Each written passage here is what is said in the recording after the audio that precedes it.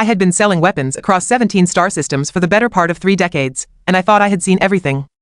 Plasma rifles that could melt through starship hulls, graviton disruptors that folded matter into impossible shapes, molecular destabilizers that could turn a living being into soup without breaking skin. My inventory was legendary, my reputation flawless, and my profit margins, well, let us just say I owned 3 moons and was eyeing a 4th. When the human walked into my establishment on Station Kepler-9, I was not exactly intimidated. The creature was small by galactic standards, maybe 6 feet tall, with that weird smooth skin humans have and those unsettling forward-facing eyes that made them look perpetually predatory. It wore a simple gray jacket and dark pants, nothing fancy, nothing that screamed dangerous customer. Most species that came to me arrived with bodyguards, armor, or at least some visible weaponry. This human? Nothing. Not even a sidearm. Welcome to Vorn's premium armaments, I said, spreading my 4 arms in what I had learned humans considered a friendly gesture. My translator chip caught up a second later, smoothing out the clicks and whistles of my native tongue into something their primitive ears could process.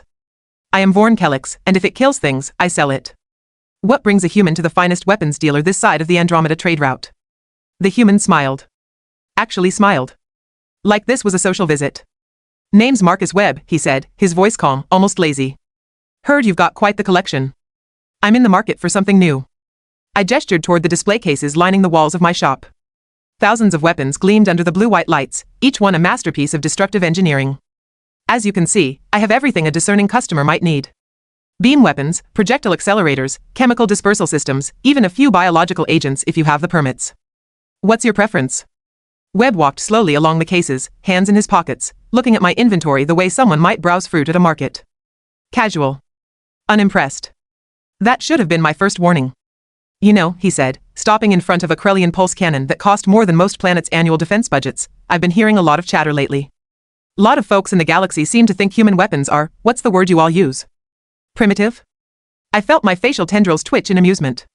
Oh, here we go. Another human with hurt feelings about their species' technological backwardness. Well, I said, trying to sound diplomatic but probably failing, human weaponry does rely heavily on chemical propulsion and solid projectiles. Compared to energy weapons or quantum disruptors, they are somewhat basic. No offense intended, of course.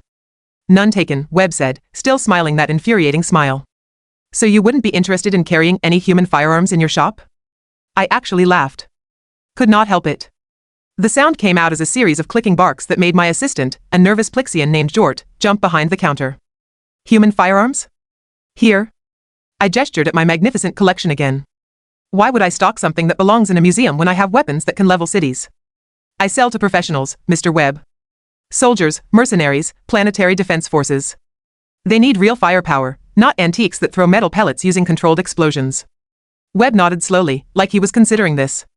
Then he reached into his jacket, Jort squeaked and dove behind a display case. I instinctively activated my personal shield, a shimmer of energy surrounding me in a protective bubble. But Webb just pulled out a small device, a datapad, and tapped it a few times. Tell you what, he said. I've got a proposition for you. I happen to have a few human weapons back on my ship. Why don't I bring one by, give you a demonstration, and if you're impressed, maybe you consider adding them to your inventory. If not, I'll buy something expensive from you and we'll call it even. This was getting interesting. I loved demonstrations.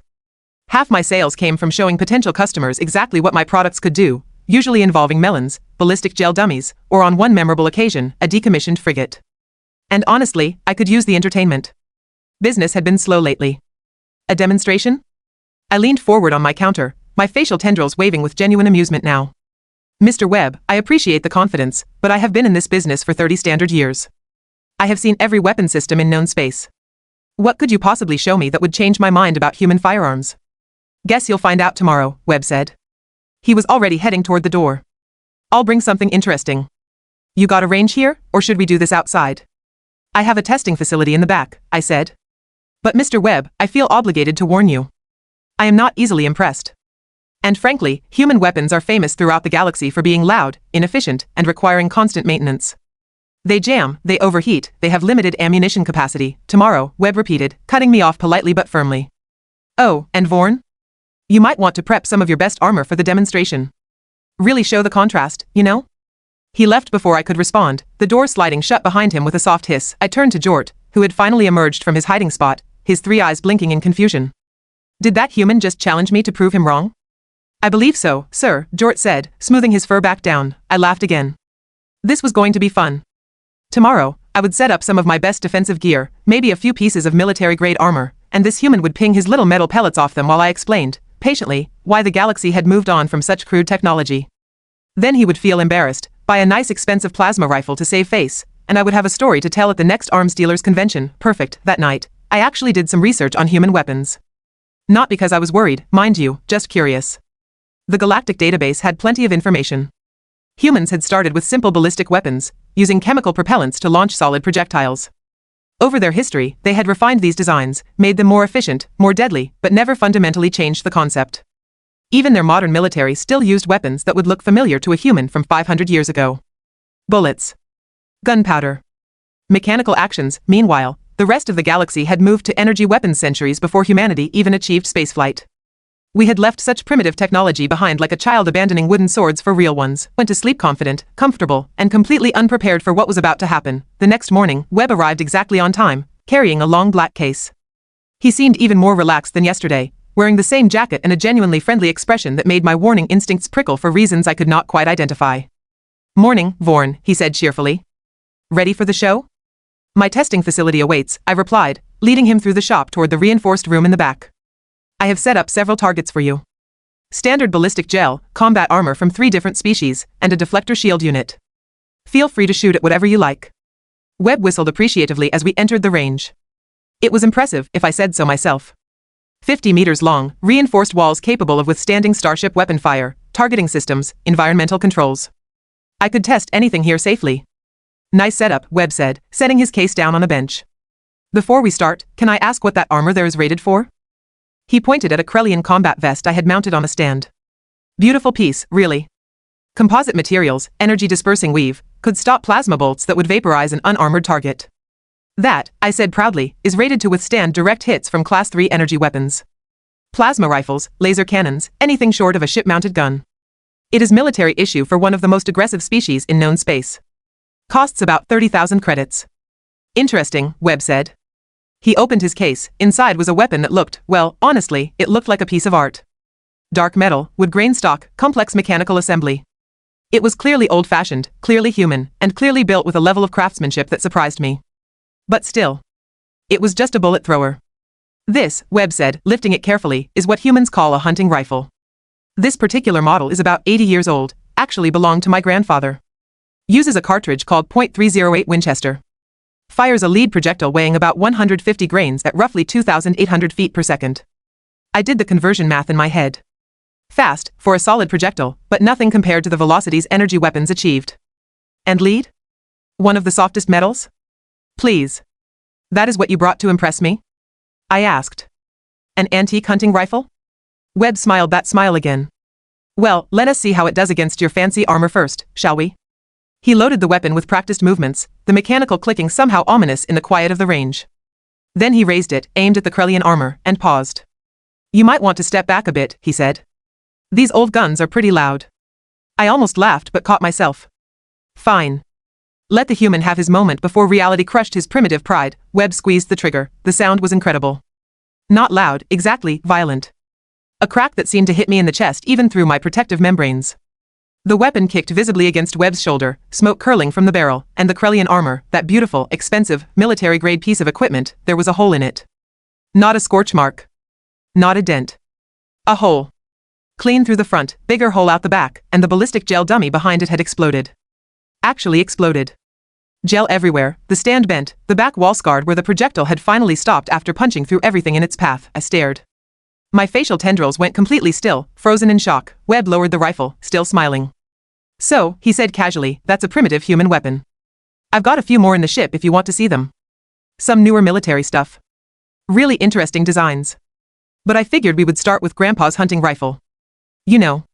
Keep it simple." My translator chip was working, I could hear him perfectly, but my brain seemed to have stopped processing information correctly. That armor should have stopped the projectile.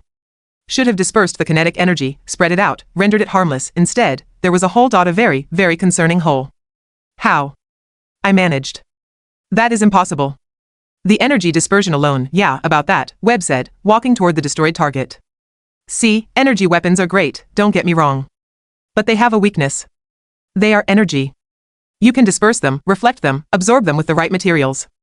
But kinetic energy? Mass times velocity? That's different. You can't disperse physics. You can only try to stop it. And if the material can't stop it. He gestured at the hole. Well.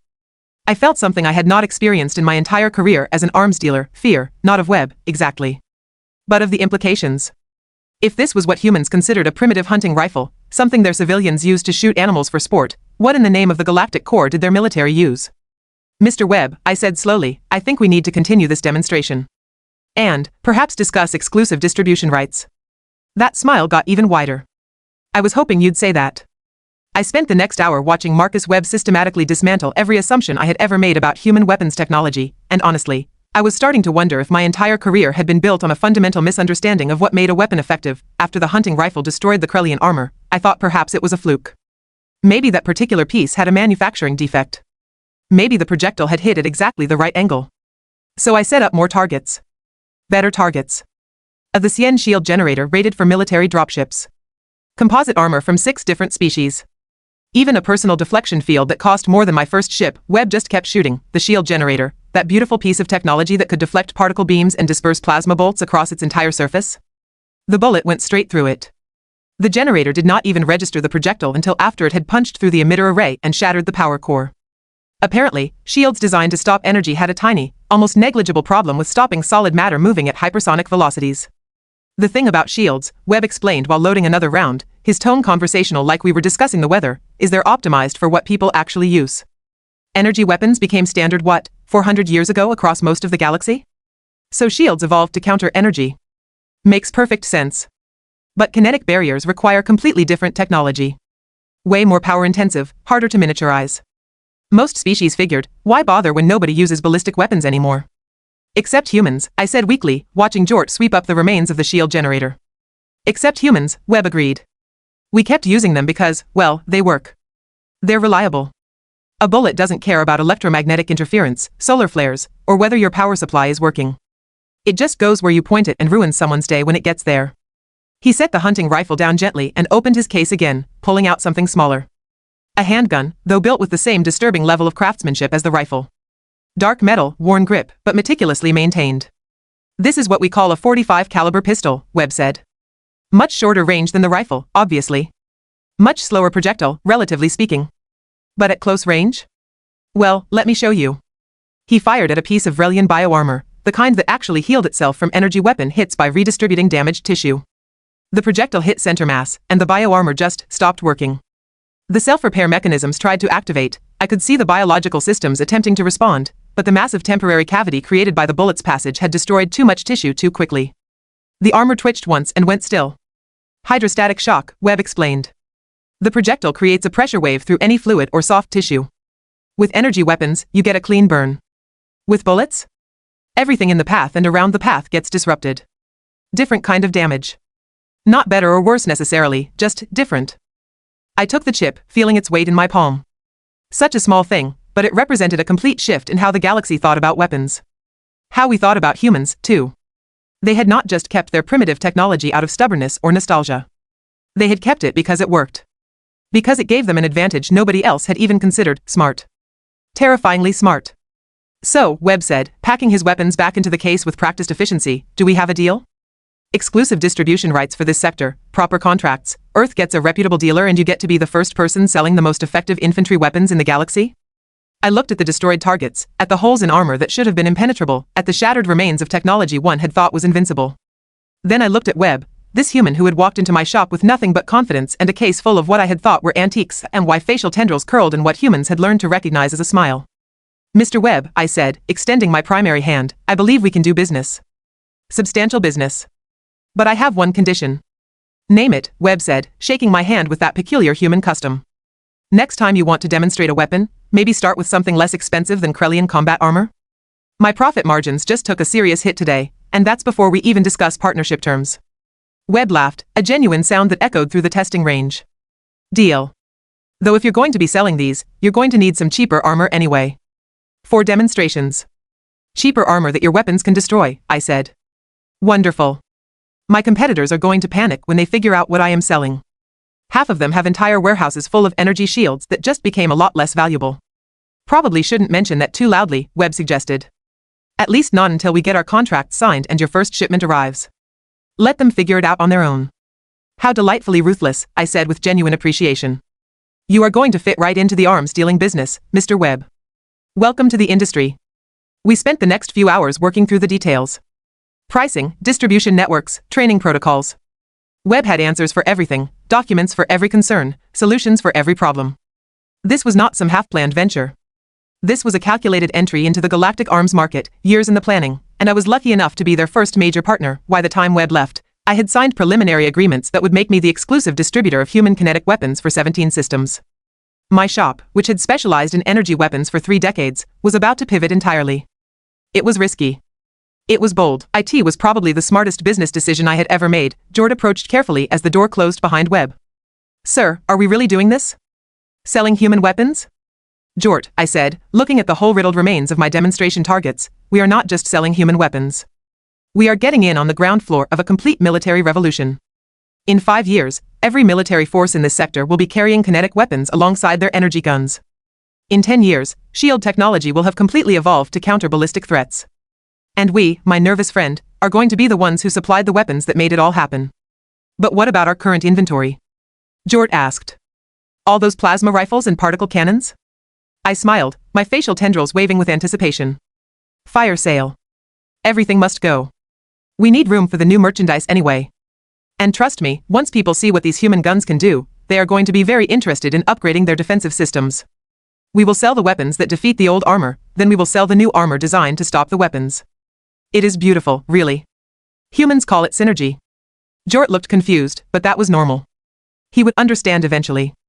We were about to become very, very wealthy. And all because I had been willing to watch a human prove me wrong about something I thought I knew everything about. As I started drafting the promotional materials in my head, I realized something else. Humans had not just kept their kinetic weapons out of practicality. They had kept them as insurance. While the rest of the galaxy moved on to energy weapons, humans quietly maintained the ability to counter all of it. They had looked at galactic military technology and found the weakness, the gap, the vulnerability nobody else had even considered, and now they were going to profit from it. Clever species indeed, dangerous too, but mostly they were just really, really good at business, and I was about to make a fortune helping them prove it. I was taking notes now. Actual notes, like a student, not a master arms dealer with 3 decades of experience. My pride had left the building sometime around the 3rd impossible demonstration. The penetration characteristics are remarkable, I admitted, examining the holes in my rapidly dwindling collection of demo armor. But surely there are downsides. I have read that human weapons require extensive maintenance, jam frequently, have limited ammunition capacity. Webb laughed. Actually laughed, a genuine sound of amusement that made me feel like I had said something incredibly naive. Vorn, buddy, he said, that's marketing. You know who spread those rumors? The species who realized too late that they had demilitarized all their kinetic weapons programs and suddenly humans were showing up with guns that ignored half their defensive technology. Makes you feel better to say the weapons are primitive and unreliable instead of admitting you made a strategic mistake. He field stripped the pistol in about 15 seconds, showing me the internal mechanisms. This gun is 80 years old. My grandfather carried it. My father carried it. I've fired probably 20,000 rounds through it. Know how many times it's jammed? Twice. Both times because I was using cheap ammunition. Clean it every few hundred rounds, replace springs every few thousand, and it'll outlast you. Compare that to a plasma rifle. I thought about the maintenance requirements for plasma weapons. The power cell degradation, the electromagnetic field calibrators that needed constant adjustment, the cooling systems that failed if you looked at them wrong. He had a point. A disturbing, paradigm-shifting point. Ammunition capacity, Webb continued, sure, I've got 15 rounds in this pistol. A plasma rifle might have 50 shots. But my ammunition is stable for decades, costs almost nothing to produce, and doesn't degrade over time.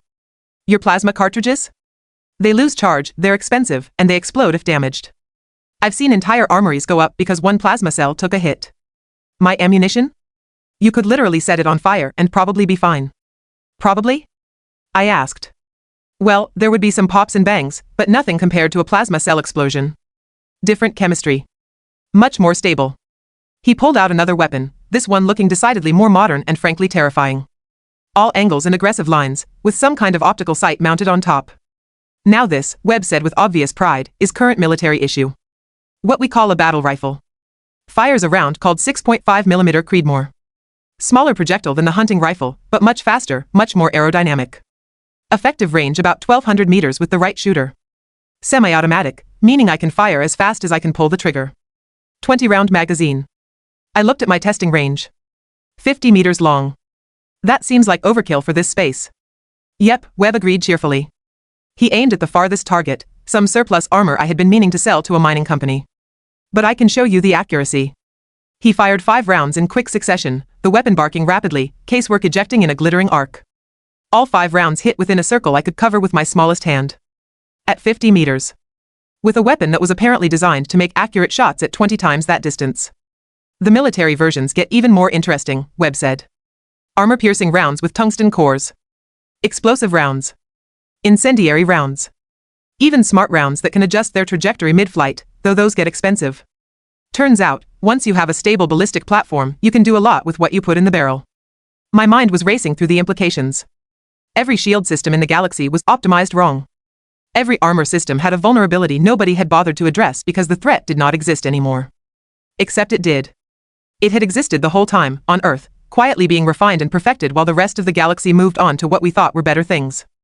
How many species know about this? I asked. Webb shrugged. Maybe a dozen have figured it out the hard way. Couple of mercenary groups have started buying human weapons through back channels.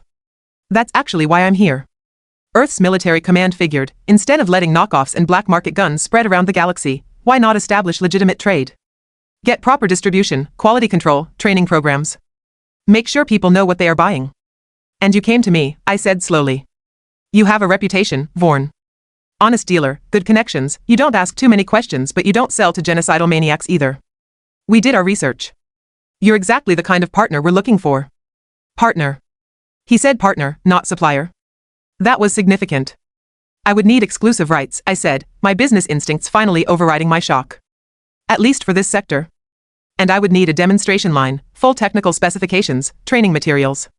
My customers will want to know how to maintain these weapons, how to train their people. If I am going to stake my reputation on this, all standard, Webb interrupted. We've got training programs ready to go. Full maintenance manuals. We'll even send instructors if the order is big enough. Earth's been preparing for this for a while. We just needed the right entry point into the galactic arms market. I walked over to the Krellian armor, sticking one of my fingers through the hole. Clean entry, massive exit. The projectile had transferred almost all its energy into the target, exactly what you wanted from a weapon. It was elegant, in a brutally simple way. There is going to be panic, I said. When word gets out that kinetic weapons are this effective, that shields and armor are basically worthless against them. The entire defensive industry will have to retool. Every military in the galaxy will need to reconsider their doctrine. Yep, Webb said. That's going to happen whether we control the distribution or not.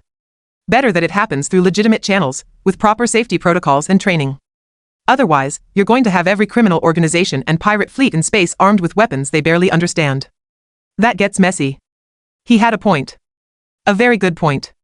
The kind of point that made me realize this human had thought through all the implications way before walking into my shop. You played me, I said, not angry, just impressed. Yesterday, with the whole casual demonstration thing. You knew exactly what would happen. You knew I would be skeptical, dismissive even. You were counting on it. Webb smiled that infuriating smile again. I needed you to see it with your own eyes. If I had just told you, shown you data, you would have found reasons to doubt. But watching that hunting rifle punch through military-grade armor? That's convincing. That changes minds. You are a clever species, I admitted. Dangerous too. I am starting to understand why some of the older civilizations were nervous when humans joined the galactic community. We're not dangerous, Webb said, though his tone suggested he did not entirely believe it. We're just practical. We found something that works and we stuck with it. While everyone else was chasing the next technological advancement, we were perfecting what we already had. Turns out that sometimes the old ways are old for a reason. They work. I thought about my inventory. Thousands of energy weapons, each one representing the cutting edge of galactic weapons technology. Beautiful, efficient, and suddenly, uncomfortably vulnerable. I am going to need a price list, I said finally. And minimum order quantities. And liability waivers, definitely liability waivers. If someone buys a crate of these and shoots through a space station hull because they did not understand ballistic trajectories in zero gravity, all prepared, Webb said, pulling out a data chip. Standard contracts, pricing based on quantity and model, full legal documentation. We've been thorough.